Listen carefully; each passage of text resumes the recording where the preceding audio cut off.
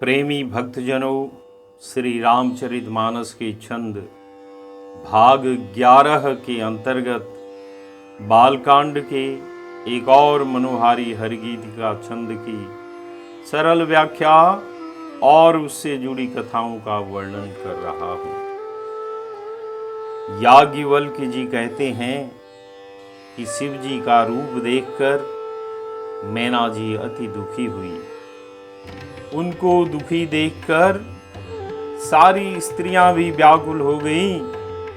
मैना अपनी कन्या के स्नेह को याद करके विलाप करती और रोते हुए कहने लगी।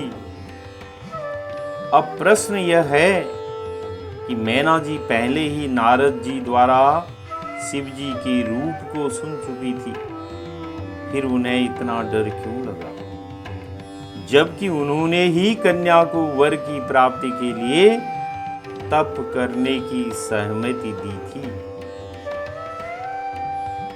क्योंकि स्त्रियों का स्वभाव कोमल और भीरु होता है।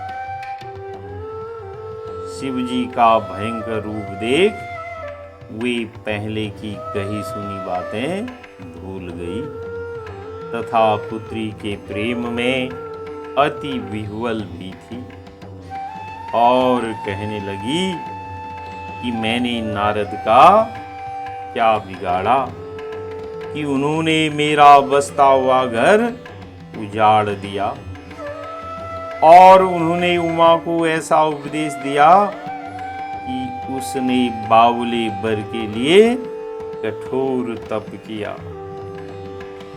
क्या बिगाड़ा का भाव यह है कि मैंने तो नारद का कुछ भी बुरा नहीं किया, फिर उसने मुझसे किस बात का बदला लिया।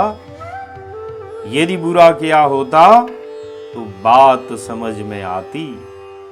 अब मेरा बसता हुआ घर उजड़ जाएगा। व्यर्थ ही उसने बावले वर के लिए तप करवाया और हमारी लड़की का जन्म बिगाड़ा। पहले मैना जी ब्रह्मा जी को कोसने लगी कि उन्होंने उमा के लिए ऐसा बावला वर बनाया। अब नारद जी को कोसने लगी हैं कि उन्होंने उमा से कठोर तप करवाया। मैना जी कहती हैं कि मैं अब सचमुच नारद जी को जान चुकी हूं कि नारद जी के पास न किसी का मोह है और न माया। कहने का अर्थ यह है कि उन्होंने इतनी छोटी और सुकुमार कन्या से कठोर तप करवाया, वह भी उस बावले वर के लिए। यदि उनके हृदय में मोह माया होती तो वे ऐसा कदापि न करते। यदि होती तो जब हमने उमा को ले जाकर चरणों पर डाल दिया था तब तो दया लगानी थी। उनके न तो धन है, न घर है और न स्त्री है। वे तो सबसे उदासीन हैं, इसीलिए वे दूसरों का घर उजाड़ा करते हैं। अर्थात नारद जी सबको अपना सा बनाना चाहते हैं। घर होता नारद जी का तो घर बिगड़ने की पीड़ा भी जानते। बंध्या स्त्री प्रसव पीड़ा को नहीं जान सकती, उसका अनुभव उसे हो ही नहीं सकता। कहने का भाव यह है कि अगर नारद जी की स्त्री होती और उससे कोई कन्या होती, यदि उस कन्या को ऐसा वर मिलता, कैसा वर, जैसा भगवान शंकर पार्वती जी को मिल रहे हैं, तब जान पड़ता कि माता पिता को कैसा दुख होता है। मैना जी को व्याकुल देखकर सब स्त्रियां भी व्याकुल हो उठी थी। तब भवानी कोमल वाणी में बोली। यहां तुलसीदास जी ने पार्वती जी को भवानी कहा है। क्यों? भवानी नाम देने का यह भाव है कि यद्यपि ये कन्या है, माता पिता आदि सभी व्याकुल हैं, किंतु वे बिल्कुल भी व्याकुल नहीं हैं। सबकी शिवजी के अप्रीति है, किंतु इनकी प्रीति जैसी की तैसी है। ये जानती हैं कि वे शिवजी की पत्नी थी और आगे भी रहेंगी, इसीलिए उन्हें भवानी या भव पत्नी कहा। भला बच्चा माँ को क्या ज्ञानोपदेश करेगा? ये तो भव पत्नी है, लीला मात्र के लिए ही ये नैना जी की पुत्री हुई है। अतः वे कोमल वाणी में बोली, हे माता, जो विधाता रच देते हैं वह टलता नहीं है। ऐसा विचार कर तुम सोच मत करो। यदि मेरे कर्म में ही बावलापत लिखा है तो किस लिए किसी को दोष लगाया जाए?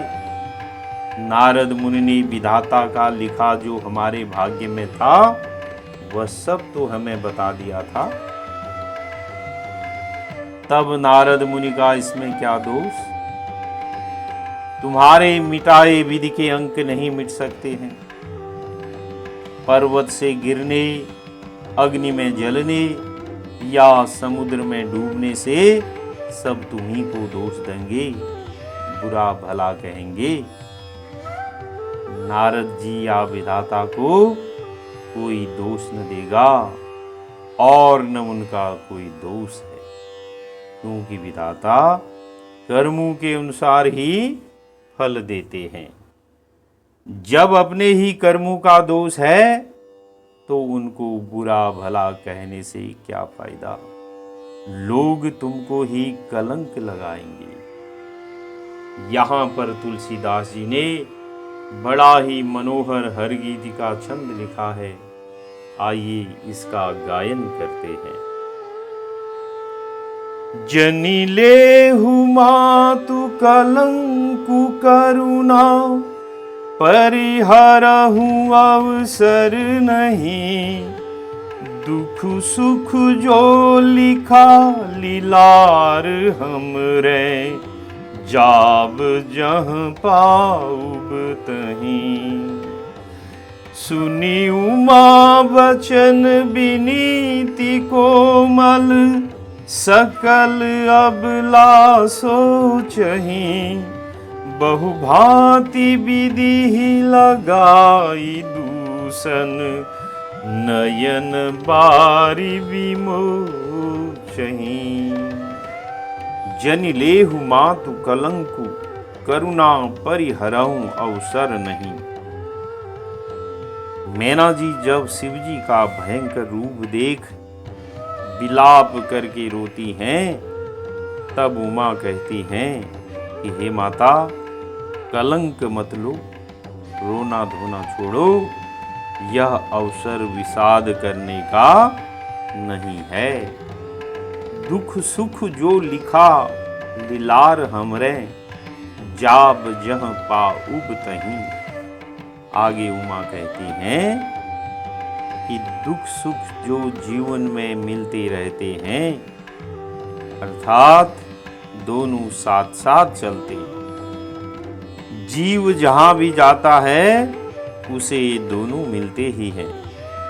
मेरे भाग्य में जो दुख सुख लिखा है उसे मैं जहां भी जाऊंगी वहां उसे अवश्य पाऊंगी। सुनी उमा बचन विनीति कोमल, सकल अबला सोचहीं। उमा जी के विवेक युक्त कोमल वचनों को सुनकर सभी स्त्रियां विचार करने लगी, अर्थात विचारती हैं कि धन्य है यह कन्या, है तो बालिका ही, पर इसकी बुद्धि सयानों से भी अच्छी है। जो यह कहती है वह सत्य ही है, इसमें नारद का क्या दोष? उन्होंने तो पहले ही विधि का लिखा सब कुछ बता दिया था। बहु भांति विधि ही लगाई दूषण, नयन बारी विमोचही। अगर इसमें दोष है तो सिर्फ विधि का है, इसमें नारद का कोई भी दोष नहीं है। सभी स्त्रियां उमा जी के वाक्यों को सुनकर चिंता करती हैं, अर्थात सोचती हैं कि ऐसी सुंदर बुद्धिमान कन्या को कैसा अयोग्य पति मिला। विधाता पर इसका दोष धरकर सब रुदन करती हैं। यहां विधि को दोष लगाने का भाव यह है कि माता मैना ने तो विधि और नारद जी दोनों को ही दोष लगाया, किंतु पार्वती जी ने विधि के यह सब लिखने के जब प्रमाण दिए तो सभी स्त्रियां विधि को ही दोष देने लगी और आंखों से आंसू बहाने लगी। बोली सियावर रामचंद्र की जय।